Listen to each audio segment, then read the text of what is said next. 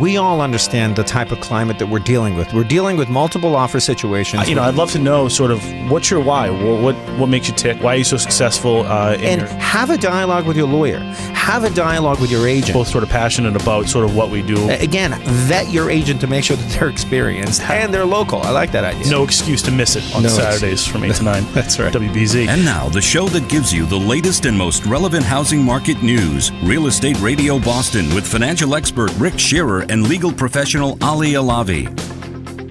People talk about homesteads, and I think there's not a lot of education on actually what a homestead is and how valuable that is. So I want to take about a minute and a half if you can just sort of just educate us a little bit on what a homestead is and how it works. Yeah, I mean, I think it's a very valuable tool that it gets commonly forgotten in the real estate process.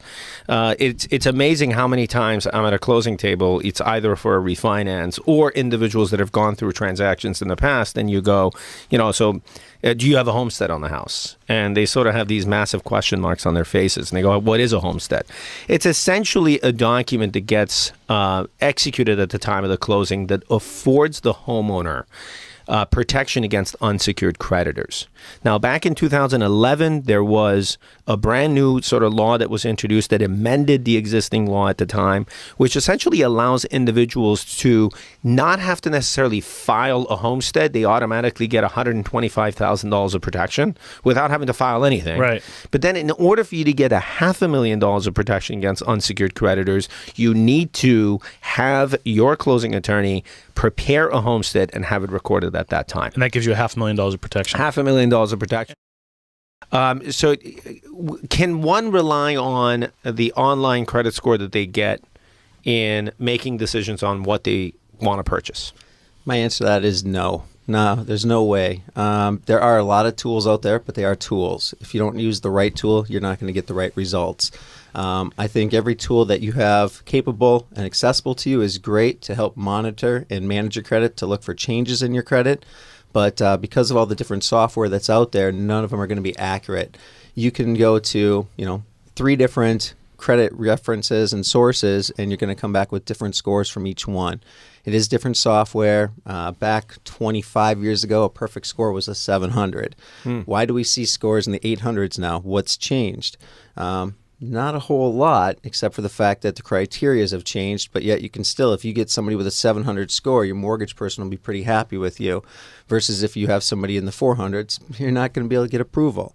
So in my world, I always tell people they're great guides, they're good tools, see what the changes are, see where things are at, and look for changes that are on there. However, don't go with the score because your score is going to be different. Right. Almost don't even pay for the score because it's just going to tease you. I've had clients that I've pulled their credit score, and unfortunately, and I have referred them over to you, Kenny, their credit score is in the mid-500s. Well, unfortunately, there's no lenders out there that will lend to you at mid-500s, but yet they go on to, one of these online free, whatever they are, and the scores in the 700s. And they get so frustrated at me because I have a 700 credit score. So I think really people need to understand that you're right. They're just guides and they're just tools. Chris, so Rick was mentioning the fact that obviously we've started the month of August, and the fall market is right around the corner from us, and we've been beating the drum in terms of making sure that you're preparing your house, getting your house in order. Really, what are some of the things that you offer potential sellers in terms of how should they manage and sort of get their home affair in order to prepare for the fall market? Sure. So I say don't wait. Have us in early. Right. I'll come out to a house more than once, twice, 3 times, whatever we have to do to make you feel comfortable that you're going on the market at the right time and you've got the right things done to your house, whether it's bringing an interior designer, a stager, a contractor to fix some of those items. No. So I'm seeing a lot of step-up buyers right now, selling their first time buying house and moving up to a bigger house. And then we're also seeing some downsizing too. I think that the first-time home buyer pool has sort of dropped down a little bit. It's reduced. That used to be a big portion of my market a couple of years ago.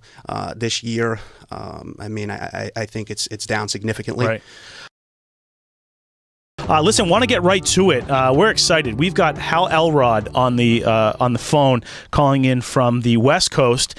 Hal is the best-selling author of The Miracle Morning, and I'll tell you something. I've read the book. It's changed my life. Gina Barraza actually just read the book. Ali's wife. It's changing his life. So it was great to have him on. Hal, you there? I am here. Good morning. How are you? Fantastic, man. It's a miracle morning. It's a miracle morning, and we're pumped to have you on. Tell us a little bit about your background, Hal. So my background is when I was 19 years old, I gave up my dream job of being a radio disc jockey. I was on the radio, gave that up, and started in sales. By the way, that's Ali's dream job and mine as well, so we share in that. Nice. I love it.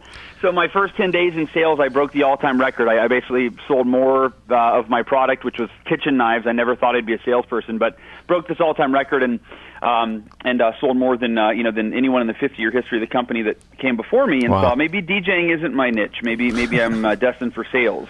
Mm-hmm. And a year and a half later, I was hit head-on by a drunk driver coming home from a sales meeting, hit head-on at 70 miles an hour.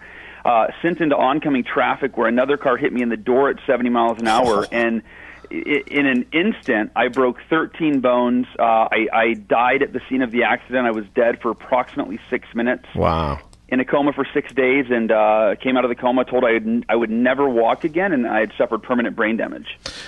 Didn't you just complete a double marathon? Oh, yeah, a double ultra marathon, 52 miles, and that was just kind of so obviously, yes, I walked again. Miraculously, I took my first step within 3 weeks, got back to my career, went for the Hall of Fame, and I call them the Life Savers, and SAVERS is an acronym. So silence, affirmations, visualization, exercise, reading, and scribing, which is really a fancy way for saying journaling. And so those are the 6 practices that kind of became the miracle morning because of how fast they turned my life around. So you're faced with this massive life-changing turmoil, trauma. Essentially all odds are against you. You overcome all these odds, and you're back on track.